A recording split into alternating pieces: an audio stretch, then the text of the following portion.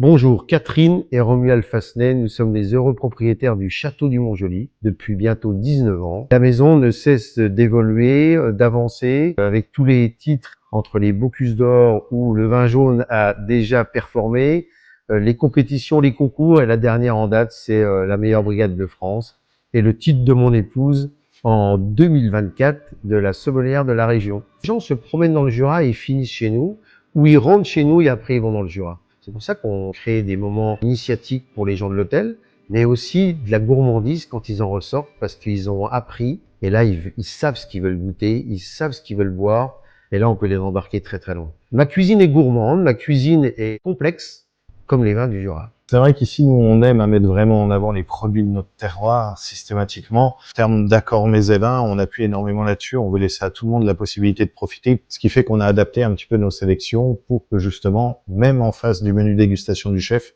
on puisse goûter autant de vins différents que de plats, tout en étant finalement sur des quantités d'alcool un petit peu plus réduites. Nous avons décidé de créer une cuvée spéciale, la cuvée du Montjoly, avec un assemblage de chardonnay en appellation Côte du Jura et de savagnin qui est en élevage de Château-Chalon. Quand je vais à l'étranger, je ne sors jamais sans la volaille de Bresse au vin jaune et au mori, sans une saucisse de Morteau, sans le Magvin. Les valoriser, c'est tellement facile. C'est ce qu'on essaye de faire dans notre département. La qualité plaît, le savoir-faire plaît, et pourvu que ça dure encore très longtemps, parce qu'on est là pour le mettre en avant.